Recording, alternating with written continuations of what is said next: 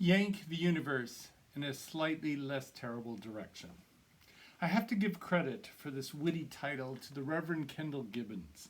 It was on one of her sermons, and she's one of the most widely respected Unitarian Universalist ministers, particularly for her creative literary skills and turn of phrase, as well as her humanist theology.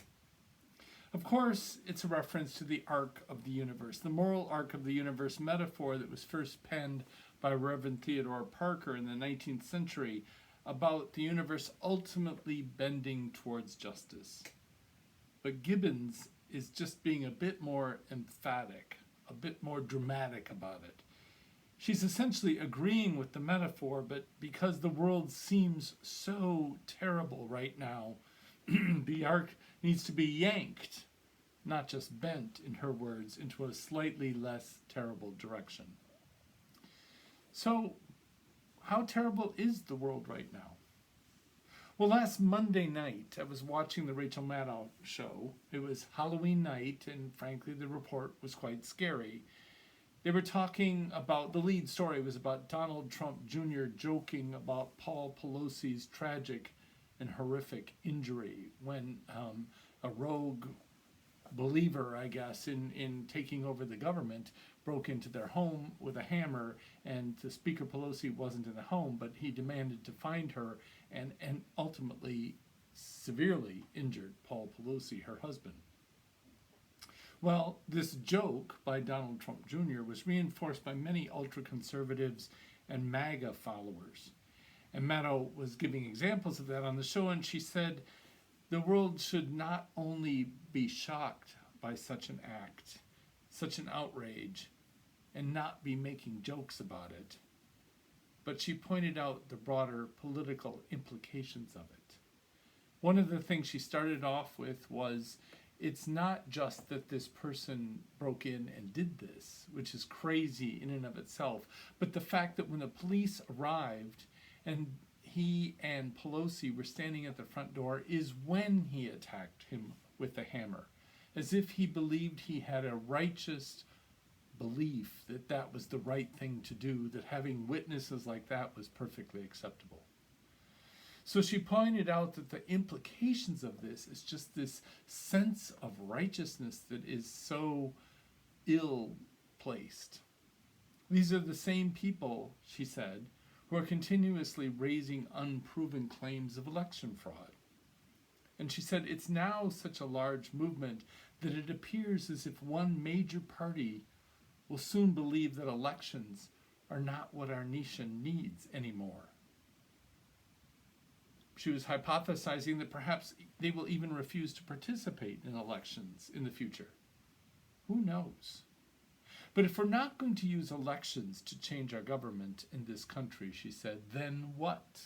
Remember, democracy was started here in America to avoid all the insurrection and turmoil that European countries had every time a king died or queen died without any succession planning. So if we're not going to use elections to change our government in this country, then what? Are we going to sink into the anarchy of kidnapping and murdering political opponents? Are we now no longer any better than Haiti? I would argue that our universe is therefore undeniably headed in a terrible direction. And that's why I decided to borrow this quote from Reverend Gibbons. The arc of the universe sure needs a good yanking right now. So Reverend Gibbons used this title to introduce the concept of hopepunk. And I'm going to use it for the same thing as well, although I didn't even read her sermon and don't know exactly how she presented it.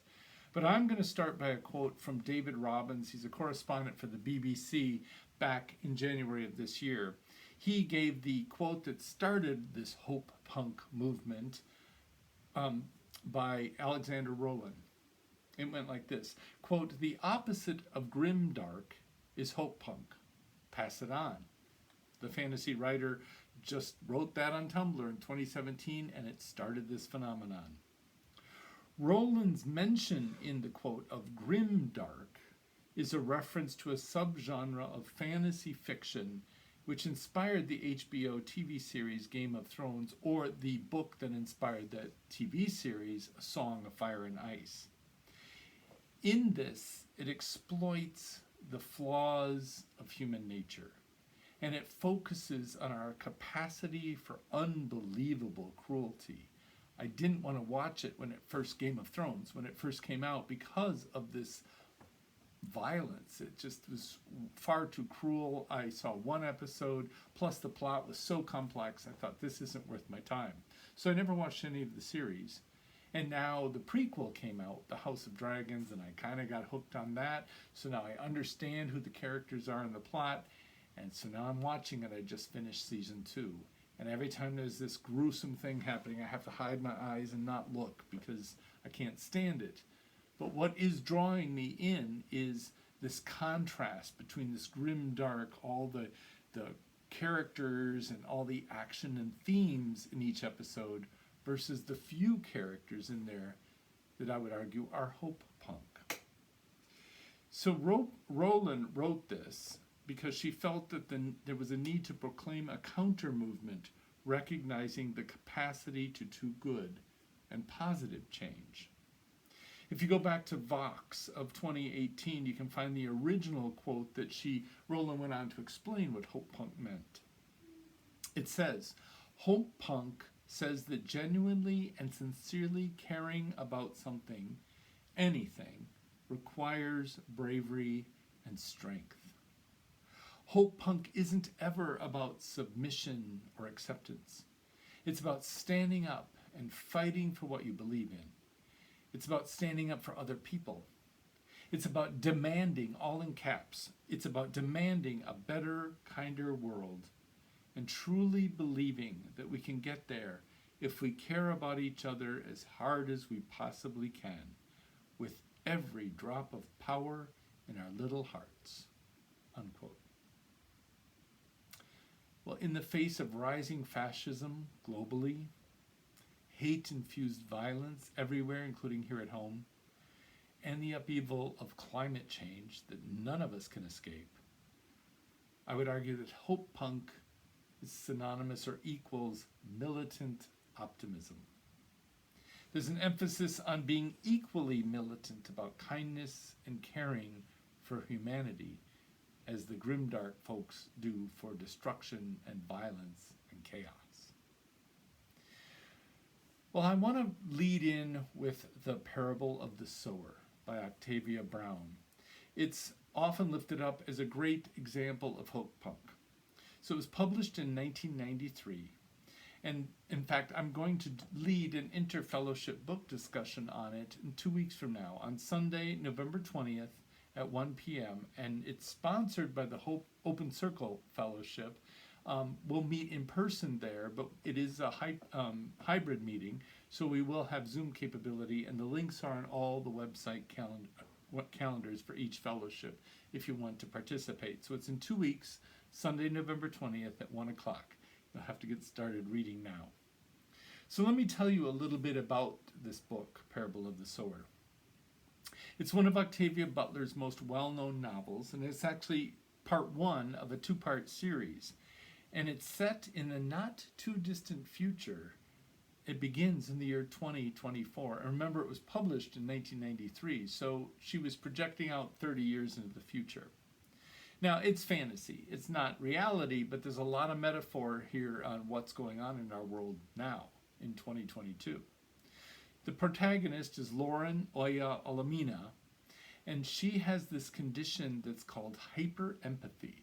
It makes her physically affected by others' emotions. So in the book, when someone around her is injured or ill, she feels it. And if someone near her dies, she actually passes out for a while, a couple hours even, from the pain and the death. So she kind of, in my mind, is just a metaphor for humanity, the kindness of humanity. So if you've got a world that's grimdark, and I'll go into those details in the book in a minute, where everything is evil and everything is corrupt and destructive, the opposite, in its extreme, would be someone that has hyper empathy. So that's Lauren, the protagonist in the book. She lives with her siblings and her Baptist pastor father in the outskirts of Los Angeles. Now, they live in a gated community, which is kind of a misnomer in what you conjure up of these big palaces that live in gated communities. In Los Angeles, there's a lot of middle-class neighborhoods that have sort of gated communities. And they live in the east side of Los Angeles, so inland from the ocean. And essentially, the premise is this, that Los Angeles has completely fallen apart. It's ungovernable, it's run by anarchy and gangs, and it's particularly driven by a drug that is very addictive and causes people to lose their minds and just run around and want to light things on fire and set everything on fire because they get even sort of a sexual high from watching things burn. And they paint their faces blue and run around so you can recognize them. So there's just these gangs of people that do this. Well, of course, the wealthy people in the area have all moved towards the coast, and big corporations, security corporations, have bought up these cities and essentially provide the security for people that can afford it. Then you've got pure mayhem in the city of Los Angeles, and then this community where this book is set is just this sort of middle-class enclave that's trying to fend for itself, and they have, vigilantes on the gate all 24 hours a day, and they try to make it through. But at the end of the day, they get overrun. Everything burns. She loses all of her family and friends, and she decides to head north up the freeway. There's gas rationing, so there are hardly any cars or trucks. So tens of thousands of people are just wandering up the freeway towards Northern California, Oregon, Washington, and Canada, where it's rumored that government still exists and order still exists and they will be safe. Well, on her way, two things happen. As she's growing up, she realizes she doesn't believe in her father's Baptist faith any longer. She doesn't believe so much in a God that's going to come and rescue her. So she decides to create her own religion. It's called Earthseed. And it's a combination of natural elements and God, or a figure of the divine, and people, and how they interact. And it made me think immediately of the original Unitarian Transcendentalists that believed that if you looked at the story of the Garden of Eden, that was where life fell apart. We were in paradise, and when the Garden of Eden ended, we, being humans, were driven out of the garden, away from nature and away from God. And so it's a separation that religion needs to bring back together again, in that case, transcendentalism. So there was a lot of similarities in that in some cases, and it made me think about that. But she starts its own religion before this tragedy even happens, and then she carries it with her and adds to it as she covers the miles going forward. And it takes her, I think, a year or something to get up there. I forget how long it is to the end of the book. But along the way, she meets other people not like her at all that are also very vulnerable to gangs and robbers along the way, and they form a community. And it's a whole story about people learning to trust each other, learning to have kindness and love and caring that can be a defense mechanism against this world that's in utter chaos and grim dark. I will, in the readings I had today, they were excerpts from this book, and I'm going to repeat them now and give you a little explanation. The first was, all that you touch, you change. All that you change, changes you. The only lasting truth is change. God is change. And it's from Earthseed, the Books of the Living. So in this passage, Butler seems to be telling us these truths. First, change is the only thing we can count on, and we have agency in change. Unlike her father's religion, where it was all about praying to a God to intervene in history and help you through chaos, she's saying change is going to happen, and we need to be part of it, and God is helping us with it, but we have the power to change. The other reading was titled 2024, and it starts with the word, words prodigy is. And here Butler is using a definition of prodigy, that isn't the 4-year-old that can play a piano concerto perfectly. It's to mean a more general definition, something wonderful or marvelous.